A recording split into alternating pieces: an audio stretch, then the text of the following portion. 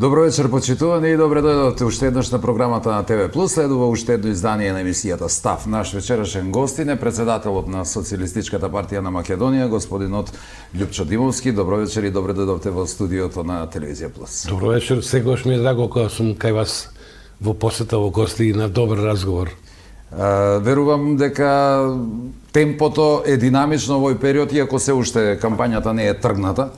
Верувам дека веќе со активностите започнавте и сте растрчани низ Македонија. Како функционираат општинските организации? Подготвени сте? Одлично, ние сме подготвени затоа што веќе четврта година сме интензивно во кампања, сега имаме малку поголема динамика. Точно, значи, правиме обиколка на сите општински организации, се отвараат на секаде тие општински изборни штабови, канцеларии, местни клубови, каде што сакаме на најдиректен начин да се поврзиме прво со нашите членови и поднатаму кога ќе почне самата предизборна кампања да имаме непосредни средби со граѓаните, односно со бирачите. Председателски и парламентарни избори имаме оваа година, неизбежна тема да разговараме за нив. Ваш коментар за кандидатите за председател. Веќе верувам дека нема да има промени, 7 кандидати се. Сите се представници на политичка партија, немаме независни кандидати. Имаше обид за независни кандидати, меѓутоа не успеа да соберат потписи. Од оние што се обидоа и собраа се 7 на број. Каков е вашиот коментар? Мислам дека никогаш не било вака богато со многу кандидати. Каква ќе биде кампањата? Прво, составот или таа листа од 7 кандидати за председател на Републиката е одраз на состојбата политичка во Македонија. Ќе биде интересно. Но ќе биде исто така интересно заради тоа што ние сме убедени во успехот на нашата кандидатка, професорката Гордана Силјановска-Тавкова, дека конечно Македонија ќе добие жена за председател на Републиката, на државата, а и со тоа покрај промените кои што ќе се случат на 8 мај, после парламентарните избори, ќе созреат услови за дефинитивно да се случат промени во Македонија кои што не се неизоставни. Промени во смисла на нова влада на Македонија, а во исто време и нов председател, односно нова председателка. Така да извршната власт, комбинирана помеѓу председателот на државата од една страна и премиерот од друга страна, на најефикасен начин би можела да ги спроведе сите оние агенди, односно проекти и програми кои што сакаме да ги спроведеме во државата. Но за сето тоа е битно да се случат тие промени. Промените се на дофат на желбите на сите македонски граѓани и големото мнозинство. Анкетите велат дека ВМРО-ДПМН и коалицијата има убедлива предност пред СДСМ и нивната коалиција, и за парламентарните избори нешто помала е разликата помеѓу председателските кандидати.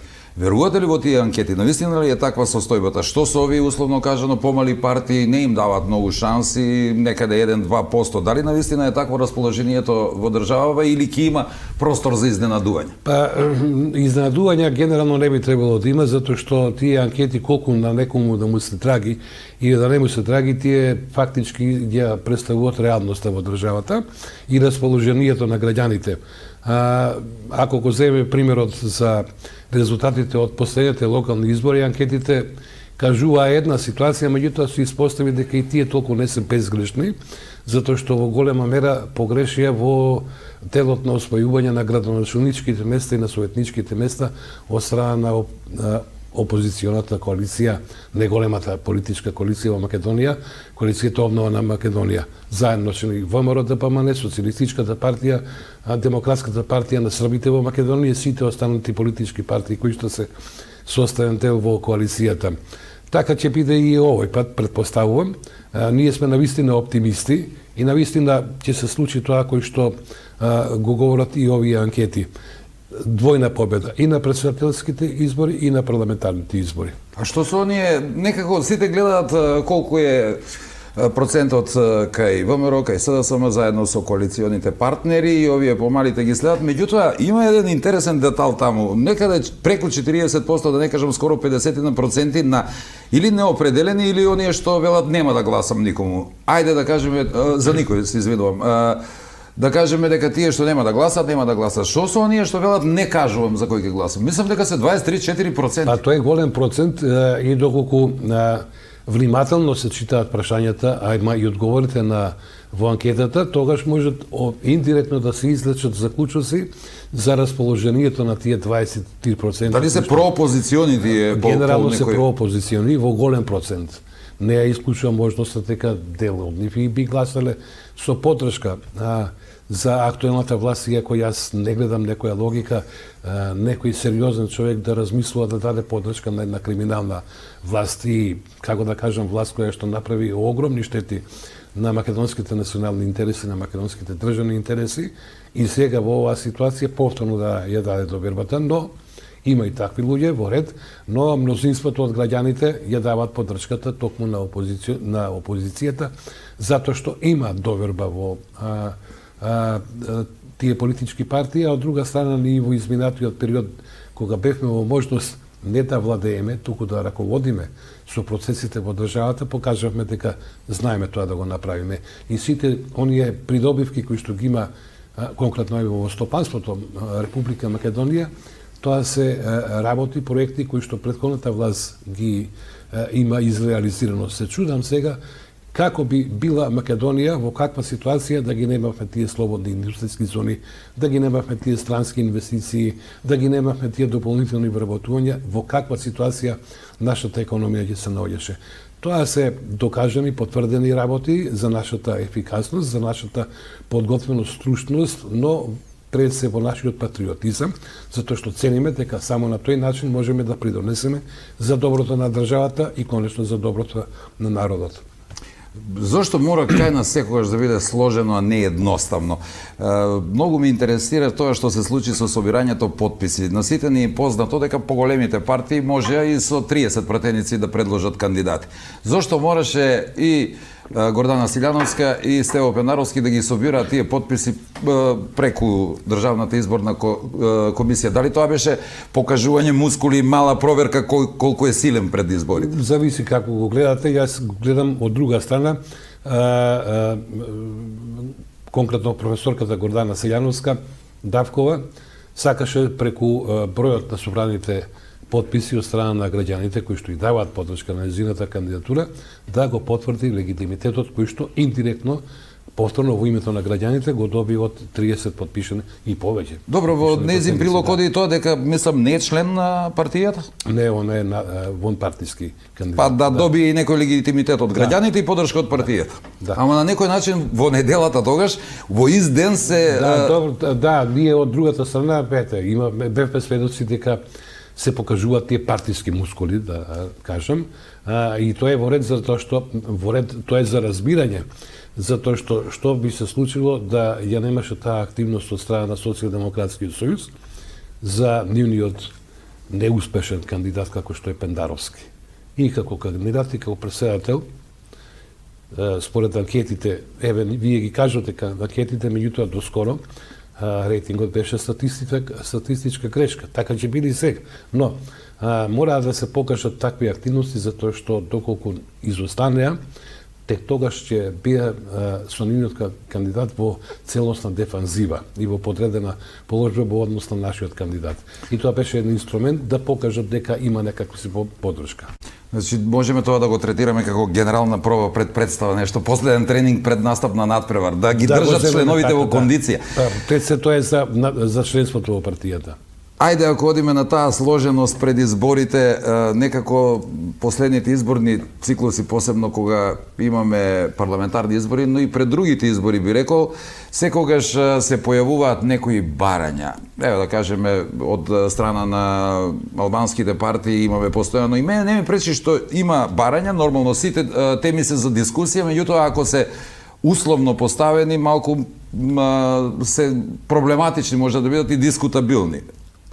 Некако во исто време отаму се слушнаа барањата за коалицирање само со партија која ќе ги изгласа промените во уставот и второ барање да се бира председател во собранието. Што мислите за тоа председателот да го бираме во собранието? Мислите да тоа има помали ингеренции отколку владата, но сепак има ингеренции и сигурно дека многу значи тоа што се бира на непосредни избори. Дали тие ингеренции би останали исти ако се бира во собранието, а не преку Има уште две избирачи? барања, ама ајде да почнеме од Па овие некако како главни се истакнуваат. так. И некако наликуваат на услови, а не барања. Дали се услови? Да, и уцени, ајде да речеме. Па ете, може и така Ајде да се со првото барање околу ставањето или отворањето на уставот со дополнување на другите етнички заедници, како што е бугарската, хрватската и така натаму еврејската, во уставот. Прво морам јас, моето мислење, ставот на партијата и воопшто на коалицијата, да кажам дека никој ништо против нема бугарскиот народ, но има против политиките и односот на бугарското раководство кон македонскиот народ и македонската држава. Сметам, лично јас и мојата партија, дека доколку се случи тоа, тогаш треба да има реципроцитет и од другата страна. Па ќе се повикаме на Бредскиот договор и на сите тие права кои што македонците во принскиот дел од Бугарија ги ужива веднаш после Втората светска војна, а од 49-та година за време на информбирото беа ускратени, односно исклучени. Значи да се вратиме на тоа затоа што сето има историски контекст, како некој му придава на македонското постоење, на македонскиот јазик, македонската култура, македонската историја, идентитетот македонски, некој историски контекст, така и ние си земеме за право да се поврзаме на некои историски документи кои што се во прилог на македонскиот народ и македонската нација. Не сакам да ве отргнам од темата, само да ве прашам. Ние можеме да бараме се, но дали ќе се сложат бугарите? И од друга страна, на некој начин, тој услов стана, сите велат така, и дел од преговарачката рамка во вид на францускиот предлог. Тоа ние мислиме дека е така. Не мислиме, така дел од представниците на власта така го представува, дека е тоа невозможно да се Затоа што тие така мислат, а мислат погрешно. И на тоа им беше укажано. Значи, ние не преговараме со Софија за влез на Македонија во Европската Унија, туку преговараме со Брисел за започнување на процесот на преговори за полноправно членство на Република Тука и замката го пренесуваме во Брисел проблемот. Сега дали може да се испреговара дополнителна може, преговарачка рамка? Преговарачката рамка не е Библија па да не може да биде менувана. Зошто? Доколку ние чувствуваме дека има потреба за такво нешто, па ние сме свесен народ, зошто да не може? Ние бараме. Но проблемот мислам дека кај луѓето е колку тоа ќе трае, дали нели ќе 100 години ќе сме чекале, не знам, тоа да го појасниме како размислува коалицијата околу тој проблем. Без оглед по кој пат тргнеме, ние во секој случај ќе чекаме многу време. Она што се кажува дека до 2030 година ќе сме зачленени во Европската Унија, па реално е само во нечии глави. Но не е реалност возможна, политичка, геополитичка, геостратешка, било како.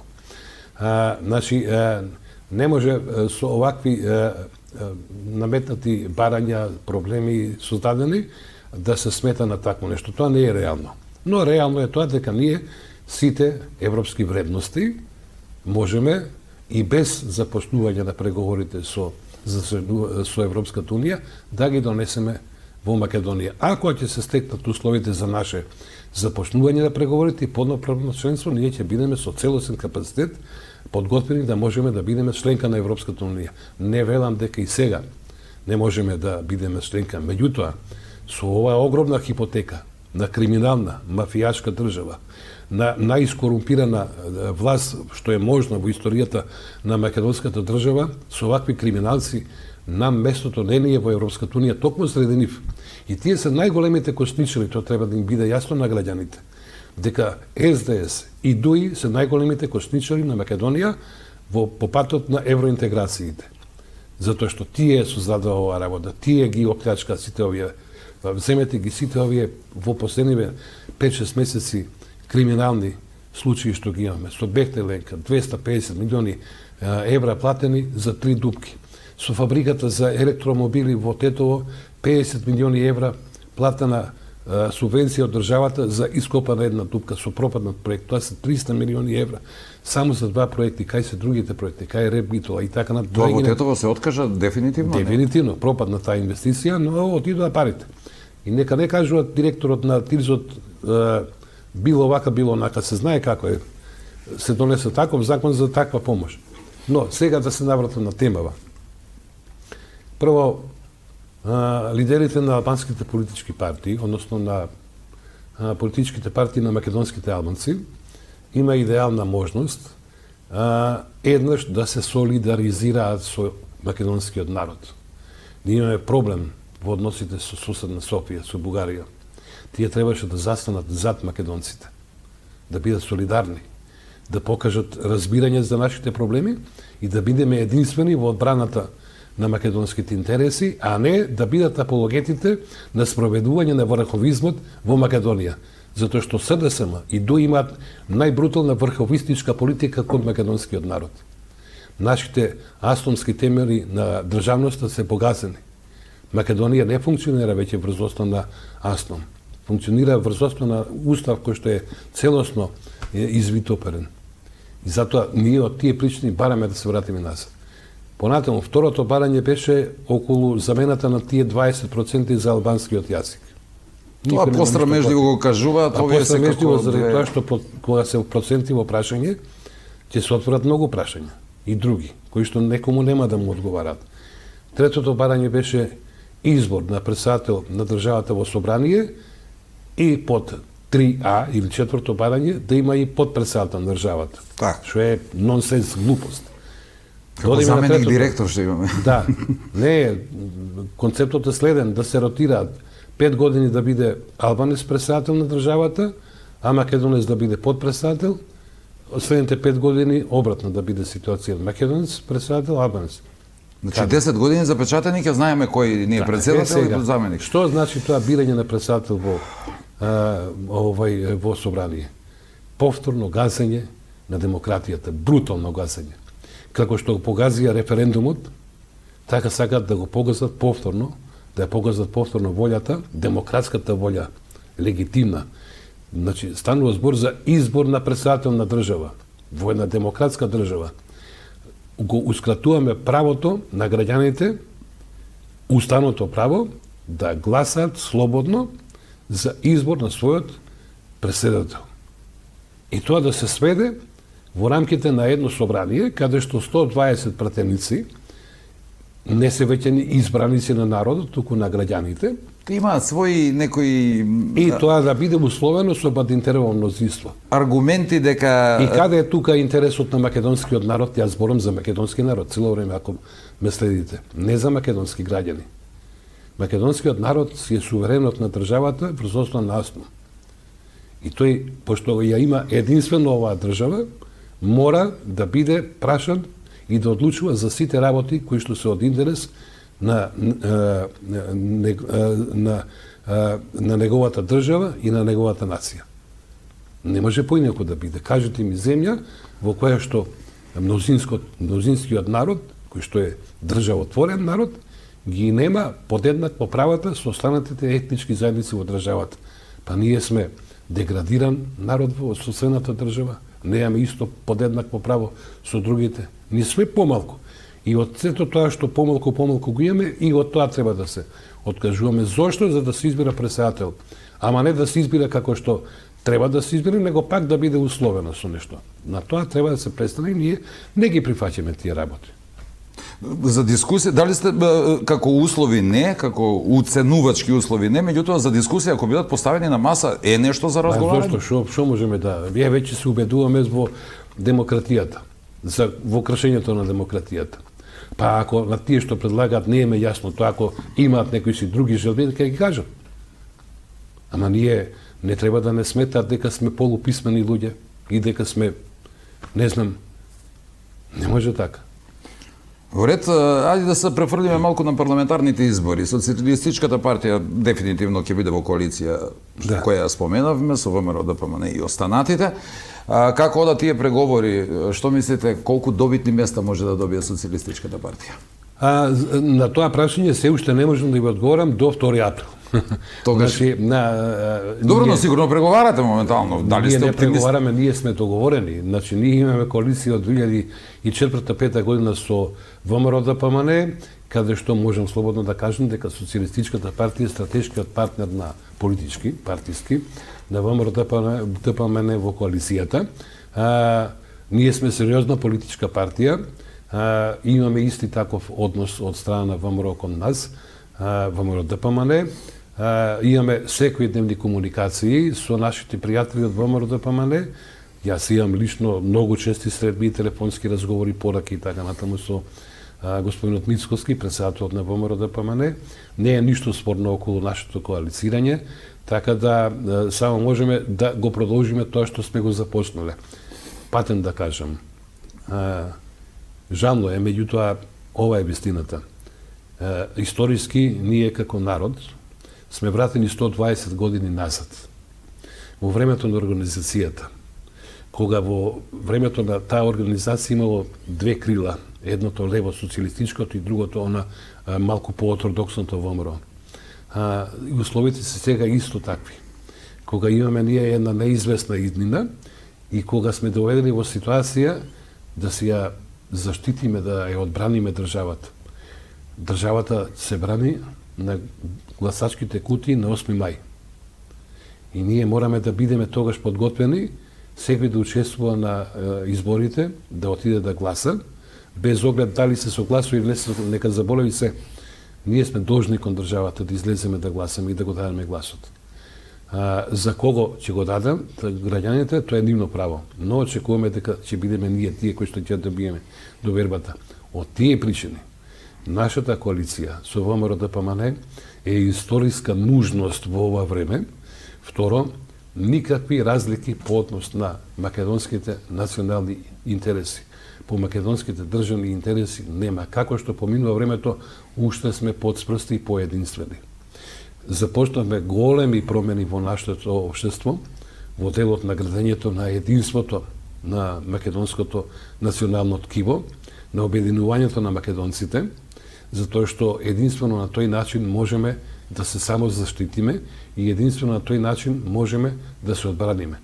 И затоа, имајќи го примерот на соработката безпрекорна, другарска или братска, што имаме со ВМРО ДПМН, тоа треба да биде пример и кај граѓаните во Република Македонија на кој начин треба да се однесуваат, дека е дојдено времето до едно големо обединување и градење на такво единство, затоа што единствено на таков начин можеме да си ја сочуваме државата. Крај мора да има.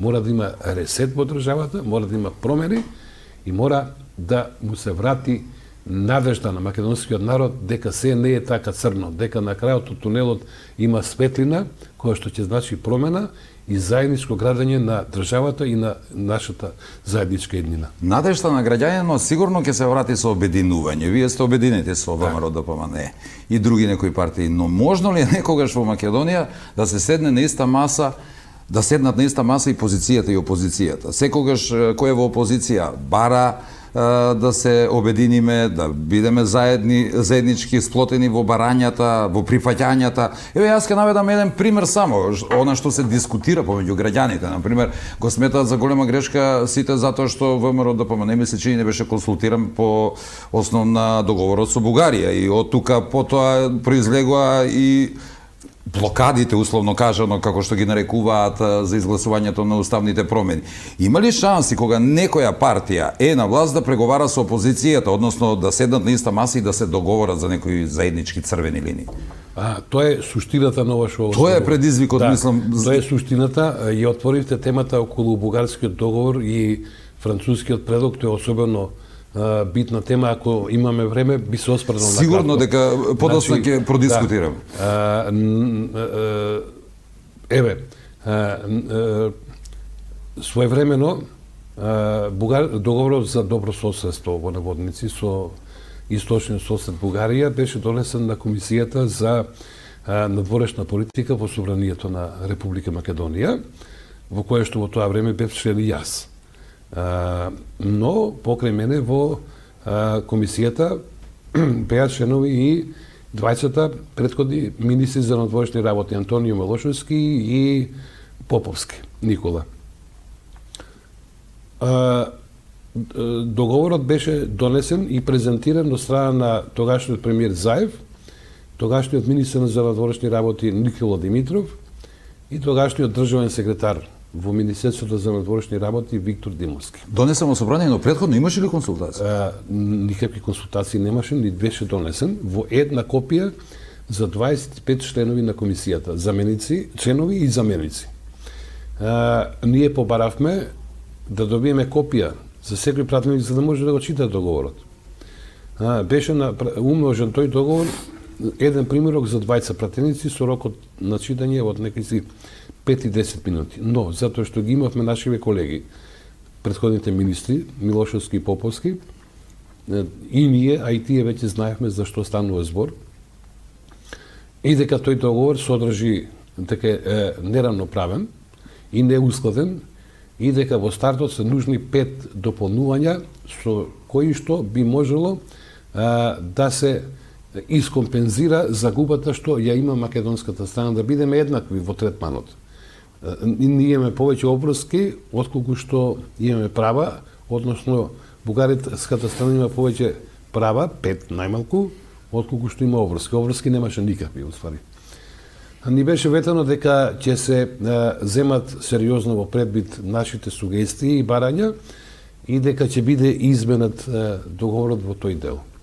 Кога дојде на пленарна седница, видовме дека измени нема да има, со што само се потврди манипулативноста на Социјалдемократскиот сојуз Заев, Димитров и така натаму, и во тоа дека ние кај нас не можеме да имаме сериозен однос и да ги сваќаме озбилно тоа што тие го зборуваат заради тоа што едноставно мамат и лажат за се и се што.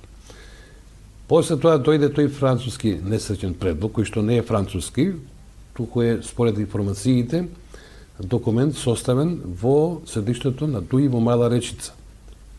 Помеѓу Министерството за надворешни работи не е на Мала Речица, туку на Македонија и представници на бугарската држава. Значи, тие работи да се отворат. Добро, за тоа нема докази сега. Сега има спекулации. Спекулации на ниво на спекулации. Негираат тие спекулации. Но без разлика каде е составен, многу е важно дали е добар за нас или не. Ама после тоа го слушнавме председателот на државата, актуелниот кандидат за повторен мандат за председател на државата, како самиот си призна дека претходно изјавуваше дека не знае ништо за тој француски предлог, а после 10 дена да се појави во медиуми да се фали со тоа што дури имал директни разговори со францускиот председател Макрон во изготвувањето на францускиот предлог. Кога бил искрен човекот, тогаш кога кажуваше дека нема никакви сознанија за предлогот, или вториот пат кога безошно манипулираше со македонската јавност дека имал релации со Макрон. Или вашиот сограѓанин Димитар Ковачевски, кој што францускиот предлог со гнушање го одби, па после 3 дена истата верзија на тој предлог да ја каже како кузне какво достигнување и да ја наметнува за усвојување во собранието. Нашиот однос уште од тогаш беше негативен и со сериозни укажувања каде се грешките со предлогот и колку е голема стапицата. И колку се погубни и тој протокол 1 и протокол 2, и колку е погубна историската комисија, за ништо нема слух. Си го изгласа францускиот предлог. Дојде време, кога дојдоа кај нас, да бараат подршка за менување на уставот и така натаму. Не може таа работа така. Затоа е потребно она што го збориме, тоа е единство, и вие што го иницииравте, потребата од седнување на маса. Јас го споменав договорот, меѓутоа за волја на вистината имало и обратни случаи. Така, кога другата страна била на власт, па не се консултирала. Некој мора да почне прв. Кој прв ќе подаде рака? Значи, ние подаваме рака во смисла на градење на тоа единство. Кој сака и кој има добра намера и искрена желба и голем патриотизам кон Македонија, нека победи. Имаме многу позитивни индикации дека се започнати тие процеси и дека сме на добар пат да почнеме меѓу народот, ние со народот, да го градиме тоа единство и останатите политички партии. А кога ќе дојдат сериозни времења, со сериозни прашања, сериозно ќе седнеме сите да разговараме. патен да кажам, 2017 година, Социјалистичката партија во февруар месец, ценејќи дека ќе се случат овие работи со преспанскиот договор, со бугарскиот договор и се така натаму, што се случуваше, понудивме една сеопатна платформа за заштита на македонските национални и државни интереси, значи за црвените линии. Но ги заборавивме тие црвени линии.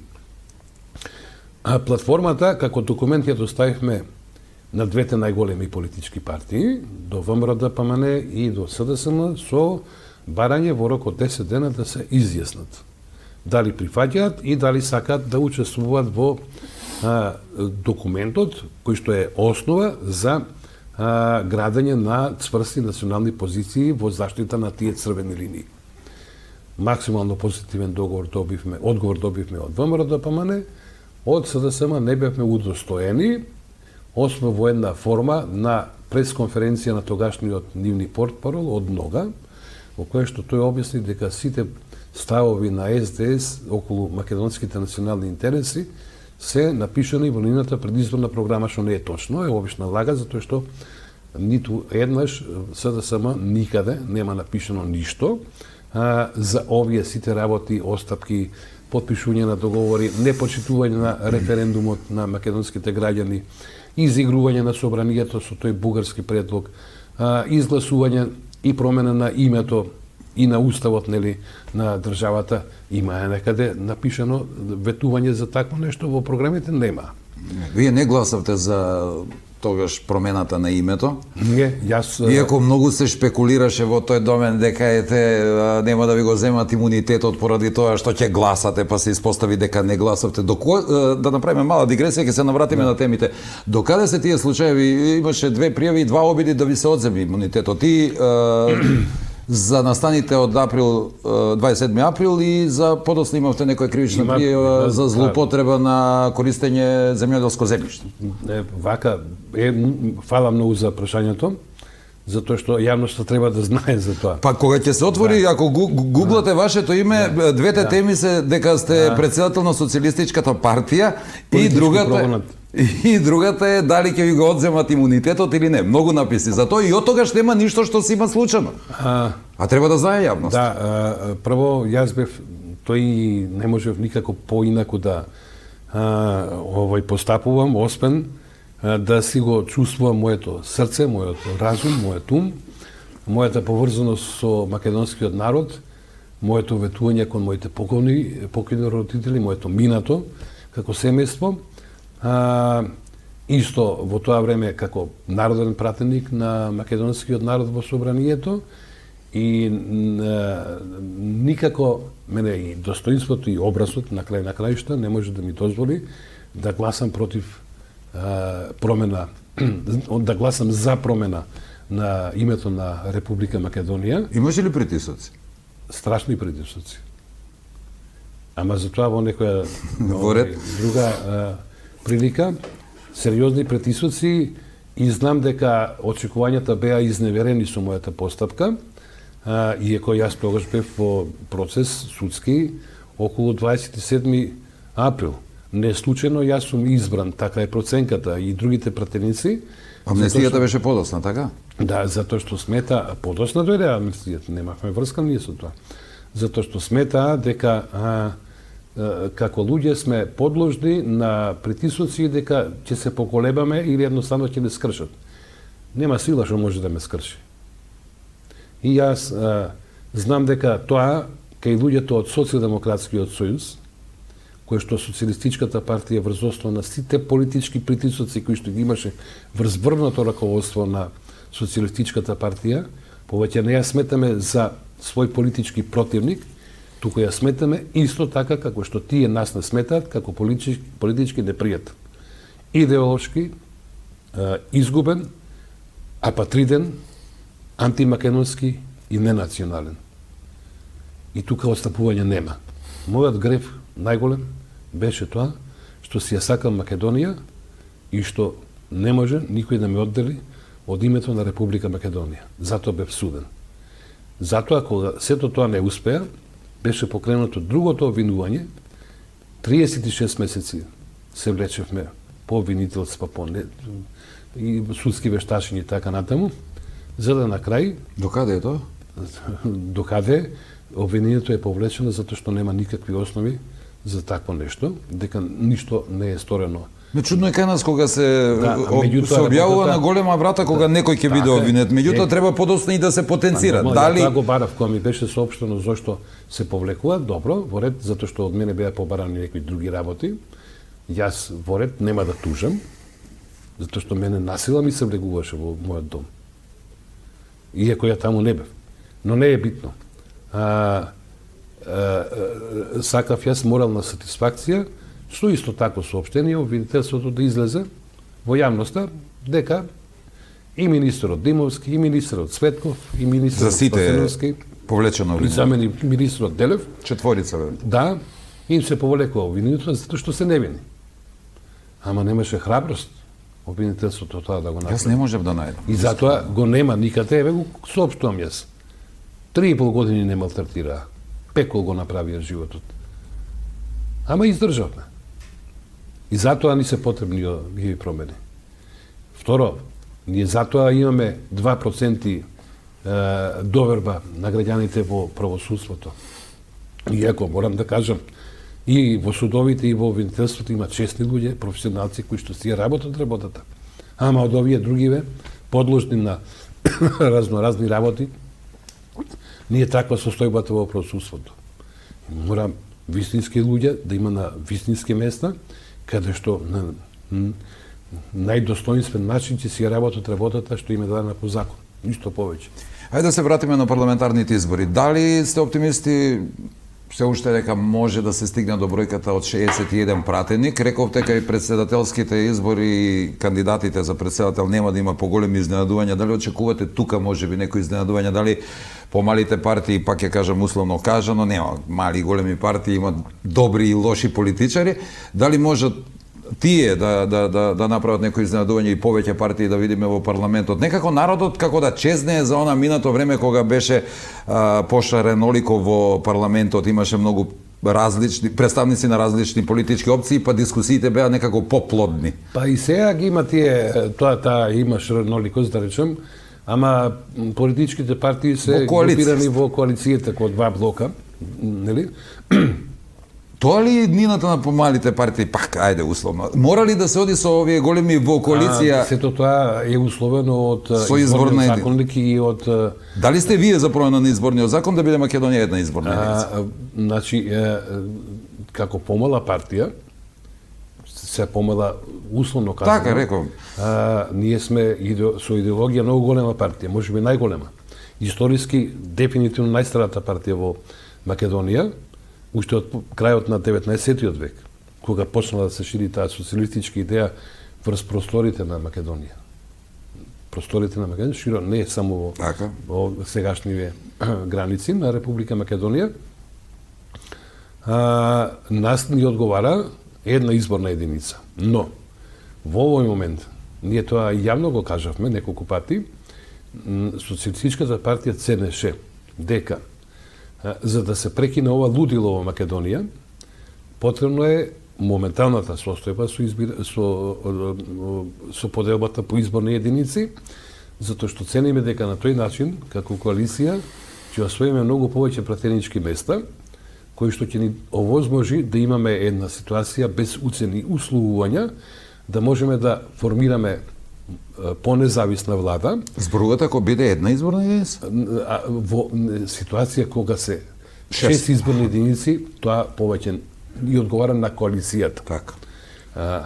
Ако е една изборна единица, тогаш повеќе одговара на малите политички партии, кои што во таа ситуација, пошто нели многу бараат да биде една изборна единица, во ред ќе биде една изборна единица. Кога? Се зборуваме кога ќе дојдат избори. Сега не може да биде. Па не може да биде затоа што немаат расчистено помалите партии со изборниот праг. Ама не, и во изборен процес не може да се менува изборниот закон. Меѓутоа кога ќе завршат изборите, никој не зборува некако. Еве, ќе продолжиме да разговараме на таа тема и ќе дојдеме до клучниот елемент во тие измени, а тоа е изборниот праг. Дали ќе биде 3%, или дали ќе го нема, или дали ќе биде 5%, 3,5% и така натаму. Зборувам на Ниво на Македонија. Вкупно излезените. Така. Ние сме 1.800.000, обично излегуваат 900.000 до милион. Тешко дека сме толку, Македонија, мислам дека е напумпан списокот. Дефинитивно, и тоа мора да има прочистување, но колку и да е, 3% не е ни мала бројка која што треба да се освои. Добро, не е мала, но тоа е услов, едноставно мора да добиеш доверба. И затоа, доколку малите партии барат една изборна единица, да бидеме отворени и честни према луѓето, да им кажеме каде е другиот проблем. Едно е да се сака една изборна единица, но не може тоа да биде безусловно, без никаков изборен праг, кој колку освои, па Не, начално јас имам чуено дека помалите сите се за една изборна единица. За прагот мора да се преговара. Единствено за помалите етнички заедници може да има некои гарантирани места во парламентот. Мислам дека и тоа не е нешто што па сега треба да се одлучиме дали сме ние граѓанско општество каде што може комбинирано. Може правевме ние и комбинирани и нели влегуваа по гласови поединци и листи имавме, се може кога се сака. Добро, може кога се сака, ама затоа дојдовме до оваа ситуација во која што сме. Добро. Или ќе биде како што треба, или ќе ја тераме пак наопаку работа. Апсолутно како што треба. Време да се договориме веќе еднаш како што треба. Се е на маса и се е за разговора, да биде како што треба. Сепак тука постојат стручни лица кои би дале аргументи и за и против таа идеја, па да се испеглат, ама мислам дека таков печаток се има во меѓу граѓаните дека поголемите некако ја кочат работата. Јас ви го кажувам чувството на граѓаните. Печатокот нивен. Големите партии си сакаат да се ги заштитат сопствените интереси. Ними му одговараат, помалите да бидат со нив. Тие одлучуваат. Сега после 8 мај, да речем, социјалдемократскиот сојуз ќе биде во едни големи неприлики по бројот на освоени гласови, по бројот на освоени мандати и по иднината вака во перспектива која што ги очекува околу известната пасокизација на политичката партија со разноразни поделби, струења, фракции кои што се актуелни и во сегашниот момент, така да можеби и тие ќе бидат едни од застапниците на таа идеја за една изборна единица, затоа што во таа ситуација во која што ќе се најдат, тоа повеќе ќе им одговара за разлика од денешната ситуација, во која што имаат на некој начин, пошто се и партија на власт, монопол врз одлучувањето за сите битни работи во државата. Да, добро, во крајна линија од власта зависи, нормално. Во изминативе година дена честопати од страна на опозицијата слушаме доста критики и презентација на афери од страна на представниците на ДУИ, па дури тие афери одат до самиот врв, до лидерот на ДУИ. Дали тоа е вистинска желба на опозицијата да укаже на проблемите кај водечката албанска партија, па да настанат тука некои промени за во иднина да функционираат подобро и да бидат подобен партнер за поделба на власта, или пак албанската опозиција е попосакуван партнер од страна на нашата македонската опозиција? Прво, значи, тие, да речем, скандали и коруптивни афери кои што ние ги објавувавме во јавноста, не одат во насока да им се олесни на албанските опозицијски партии позицијата која што имаат во однос на ДУИ, туку на јавноста во Македонија го кажеме на канцерот во македонската политика кој што е концентриран во ДУИ, каде што нема внуци, нема синови, ќерки и потесно и пошироко семејство и комшии кои што немаат, како да кажам, испрофитирано од политичката партија од ДУИ. Сметаме дека 20 години на власт прво не е добра ни за самите луѓе во раководството на ДУИ, а од друга страна сликата која што се сакаше или која што беше создадена за некаква честност, за некакво, како да кажам, грижа за граѓаните, за државата, едноставно како меурот сепуница се распрсна и ја видовме голата вистина во едни алчни, бескрупулозни, криминални луѓе кои што на штета на македонските граѓани стекна огромно богатство.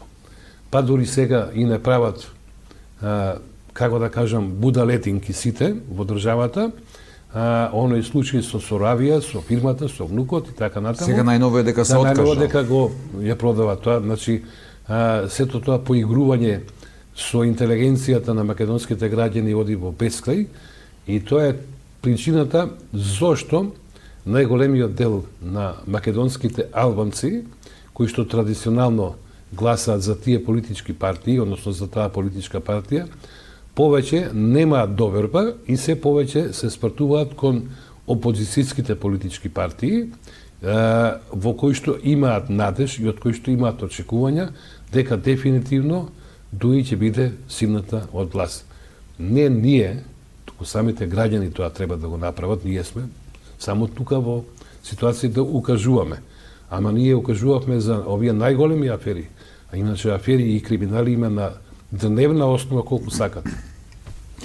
Што ако се случи, ги тргнеме настрана или не постојат, ако самите се откажат од тоа како услов, оние 4 барања што ги наведовме, и ДУИ освои многу повеќе пратеници на следните избори. Дали непрочистена ДУИ без некои конкретни смени ќе биде подобен партнер за опозицијата? Прво, ДУИ нема да освои толку колку што има сега, а камоли повеќе. Второ, во таква ситуација не би можел да предпоставам како би се однесувале, но во секој случај би се обиделе со сите политички партии да се постигне некој си договор врз основа на понудените програми. Во постизборно коалицирање за формирање на влада, најбитни се програмските определби, а не личните желби, дали некој сака или не сака. Прво да ги споредиме програмите, каде што сме најкомпатибилни, тоа да се прифати, ова другото што е да се разговара или да се одбие, или да се чека подобри времења за реализација. Во секој случај, ние би сакале да бидеме во таква ситуација, да можеме сами да формираме влада. Тоа би било добро, докажано е и добро е за државата да имате албански партии. Дека ќе се исклучат, фала Богу, затоа што ние сакаме да градиме не само единство во меѓу македонското национално ткиво, туку единство кај сите граѓани во државата. Нас идејата за Македонија треба да не спојува, идејата за подобар живот е идејата за Европска Македонија. Ја сум убеден дека ние со едни правилни политики, со правилни чекори, со добро осмислени потези, ќе бидеме многу поефикасни во отварањето на преговарачкиот процес со Европската Унија за наше полноправно членство. И дека ќе се најдат решенија и дека мораме да бидеме поодлучни и похрабри. И конечно, значи, како што кажав претходно, ние надежта мораме да ја вратиме кај граѓаните. Надежта создава доверба. Довербата создава одговорност кај политичарите кои имаат добиено. И ние не смееме да ја прокоцкаме таа доверба која што ни ја даваат граѓаните. И оттаму сметам дека ќе бидеме во една таква ситуација на 9 мај, каде што ќе има убави услови да се формира една нова демократска македонска влада и некаде таму, некаде до средината на јуни месец, може би и порано, да се формира и таа влада. Има символика, убав датум е 9 мај. Убав датум. Датум е многу добар. Ние сме на 9 мај сме биле на вистинската победничка страна, демократска и антифашистичка, како прво 9 мај е денот на Европската Унија, ама 9 мај ќе биде и денот кога македонскиот народ повторно ќе си освои својата слобода и кога повторно македонскиот народ ќе си ја врати својата држава. Еве ако биде така, и анкетите велат така, и вие велите така, ме интересира нешто, верувам и граѓаните. Дали се извлечени некои полки од времето кога бевте на власт? Времето на Никола Груевски, слушнавме дека има правено некои злоупотреби, верувам, сега не е се докажано на страна тоа, меѓутоа факт е дека не функционирале сите работи. Младите и не само тие ни бегаат и понатаму во странство, зборевме за уставните измени, како понатаму во Европа вие тврдите дека ете може да се најде начин, не мора да се брза, важно е да се влезе со окрената глава во Европа, така ве разбрав. Но јас мислам дека најважно од се домашните прилики, да ги средиме, работите дома. За да ги средиме, мора да ги направиме системите да функционираат или што пред малку рековте, кој ни бранеше 30 години ние да ја донесеме Европа тука, односно принципите европски да важат во Македонија, па после можеби и сами ќе не викнеа. Дали извлековме некои поуки? Дали да се надеваме дека ќе има таа подадена рака, дека ќе има повеќе заедништво и дека ќе тргнеме конечно кон подобро без тие грешки да ги правиме? Прво, пред се, ќе ја има честноста и работењето во стогу со законот. Да видиме и тоа. Да видиме и тоа. Тоа мора да биде ако довербата што ќе ја добиеме од граѓаните и од македонците. Ако ја прокоцкаме со повторување на оние сите работи на кои што бевме сведеци, дали било докажано, недокажано, Факт е дека имаш. Да. Значи, и ако почнеме повторно да ги повторуваме тие работи со нечесни нешта, Некако нон-стоп не се повторува. тогаш не сме направиле ништо. Многу разочарување. Значи, честноста е една од, како да кажам, честноста е достоинство, честноста е гордост, честноста е образ, честноста е обврска, сериозност, одговорност и така натаму. И ние така мораме да постапуваме. Јас верувам дека новите луѓе кои што ќе дојдат, кои што ќе ги донесат промените, покрај другото, ќе го донесат и ова, и со тоа ќе се стегнат условите да можеме заедно со граѓаните да чекориме таму каде што ни е местото. Јас ви посакувам успешна изборна кампања и убав изборен ден, пред се демократски ден за сите во државата, да бидат мирни изборите, па нека победи најдобриот и што побрзо се формира влада да тргнеме напред. Ви благодарам што бевте наш гостин, се надевам ќе имаме прилика уште еднаш, можеби два пати во текот на изборите, односно изборниот процес, да бидете наш гостин и да поразговараме и за некои други теми. Ви благодарам, ќе ми биде задоволство да се сретнеме повторно. Благодарам уште еднаш. Почитувани, вие очекувате нови содржини на нашата телевизија. Многу скоро, мислам дека од 26 март ќе почнеме и со дополнителни емисии секој ден од понеделник до петок. Мислам дека терминот ќе биде помеѓу 16:30 и 18 часот. Емисии во живо во кои што ќе имаме гости на разноразни начини и ќе бидете информирани во текст со сите настани што се случуваат посебно во нашиот град, меѓутоа и во целата држава. Ви благодарам што бевте со програмата на ТВ+. Останете и понатаму тука, бидејќи имаме уште содржини. Довидување.